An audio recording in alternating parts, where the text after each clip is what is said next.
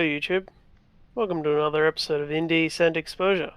My name is Isaac, and I'm here with my co-host James. And for today's episode, we have on special guest Gavin Eisenbeis. Have I got that pronunciation correct? Yeah, you got that perfect. That's like a first. Congratulations. Gavin here is from Two Star Games. How are you going today? I'm doing pretty well. Thanks for asking. Alrighty.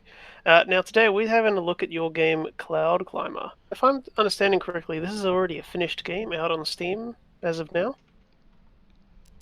Yes, yeah. I mean, it's basically finished. I mean, it's as finished as it will be for a long time. It's just Right. kind of a short little thing. Yeah. Uh, for a long time. Do you mean that you plan on going back to it in the future?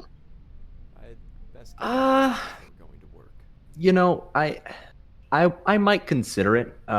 It's been doing really well on Steam, which is, I mean, I was expecting it to do okay, but it's been doing better than I expected it to. Um, and a lot of people have been asking for either like a full game, or a sequel or prequel or something along those lines. So, it is something that I would consider doing at some point, but I mean, this original version here, um, it was just done in a week for a game jam. So it's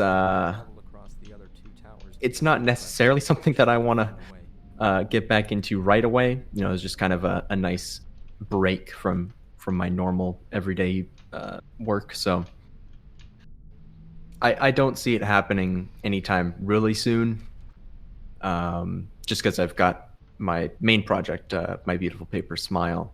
Right. I got to It is finish the that up ongoing. first. We saw that But on the menu. yes, yeah, that's the game that was there on the menu. So got to finish that one up. That'll be probably this summer.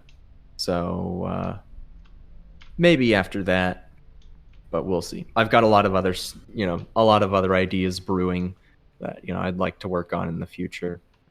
There's always more ideas than we have time to make. So This looks pretty polished for a game jam game. Were you using a lot of pre-built assets already? no, actually. It's pretty much all custom, all made during the game jam was 1 week long, so pretty much all of it was done during the week, except for the music, the background music that you hear, and one of the wind sounds. There's a couple different wind sounds that I used, and one of them I did not make. So I started out by using stock sounds for everything, Mm-hmm. and then once I had time left over at towards the end of the jam, like last day or so, I was like, you know what? I'm just gonna replace all these. I'm just gonna record some custom stuff and try and make as much of it custom as possible. So I got all but two sounds, and I was happy enough with that. So Were you working by yourself on this game? yep, it was just me.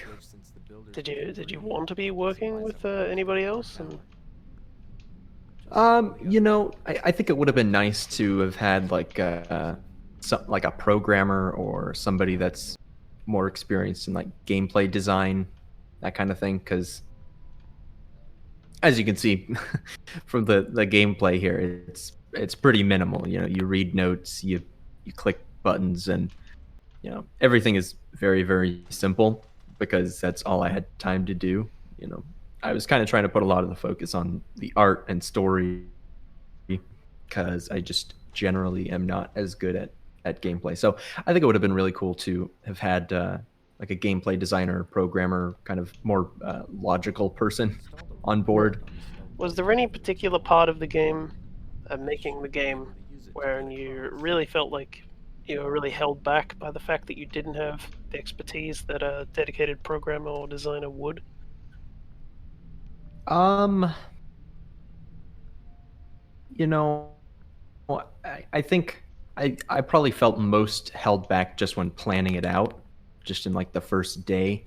Um, because I had to avoid, or not necessarily even avoid. I mean, in the first day when I was kind of really brainstorming and trying to get the concept of the game down, I wanted there to be some kind of uh, an actual gameplay loop, but after spending a couple hours and not coming up with anything decent, I just said screw it. I'll just plan it all out in a way that I know I can make it. So I guess that was kind of limiting, obviously, and I wish I could have done that a bit differently. But after I made that decision and I just planned it all out according to how I not necessarily how I would normally make games, because there was a lot of stuff in here that I just had to learn as I went, but just stuff that I'm more familiar with. So planning it all out like that definitely helped. And honestly, I mean, the development went really smoothly, and I think that's mostly just because the kind of the plan that I came up with in the first day or two was really just based around my abilities. Um, I didn't plan to make anything that I wasn't confident that I could make. So that just made it a lot easier. Are you an artist, and that's your role as a game developer?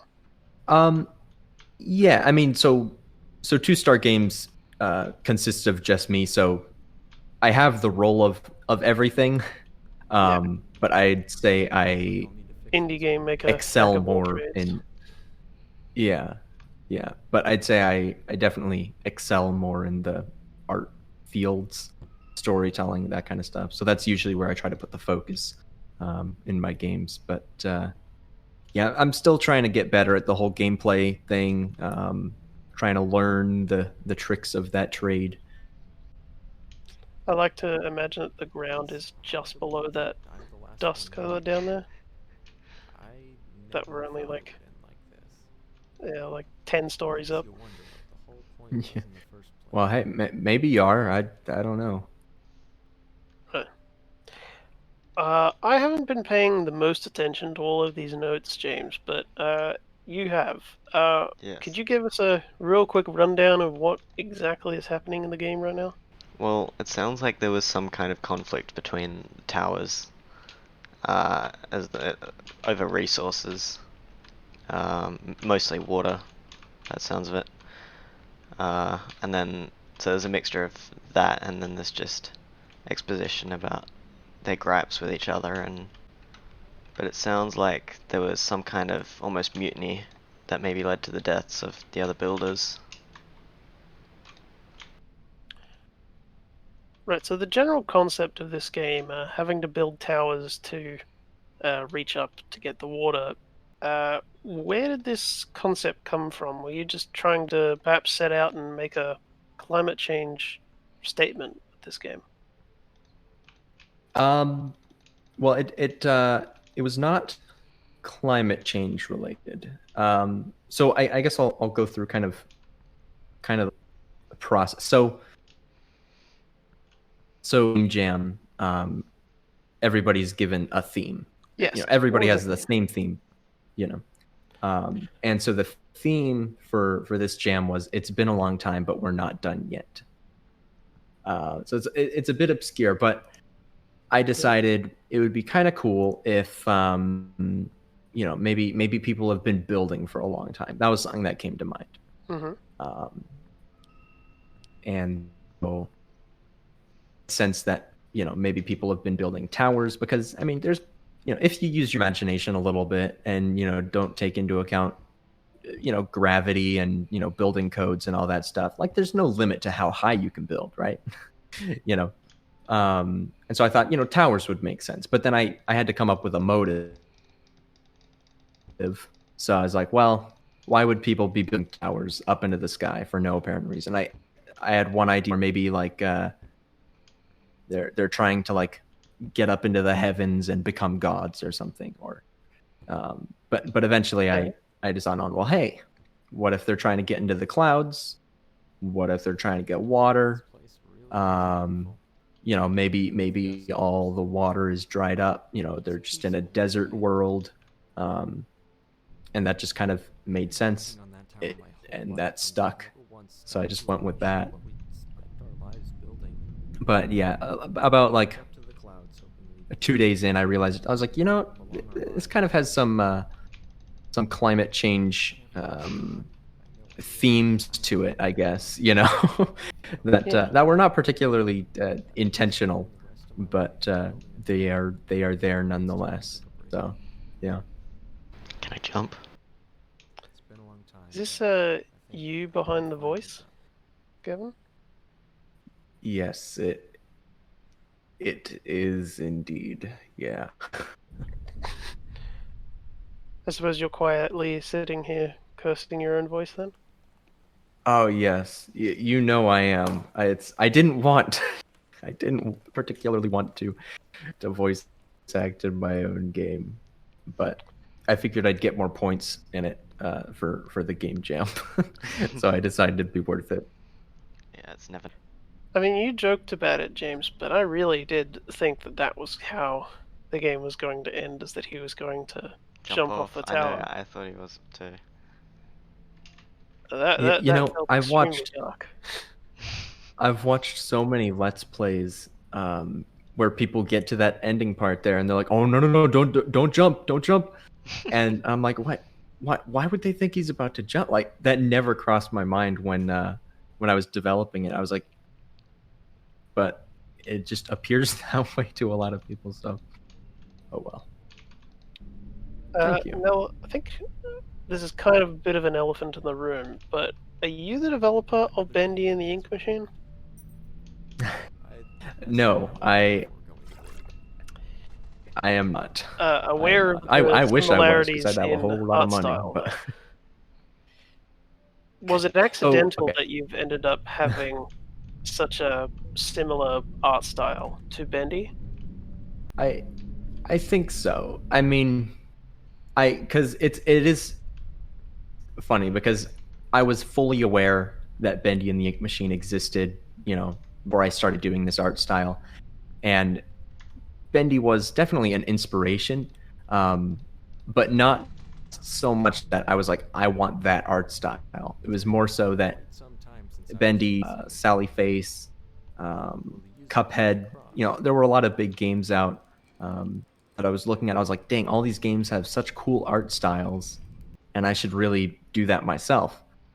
And so I thought, well, what if I do some like hand drawn, sketches on paper, right? Because I had never seen anything like that in the past, like a paper world, And so that was kind of how I came up with the idea for My Beautiful Paper Smile, which is my main project that's linked on like the main menu of Cloud Climber.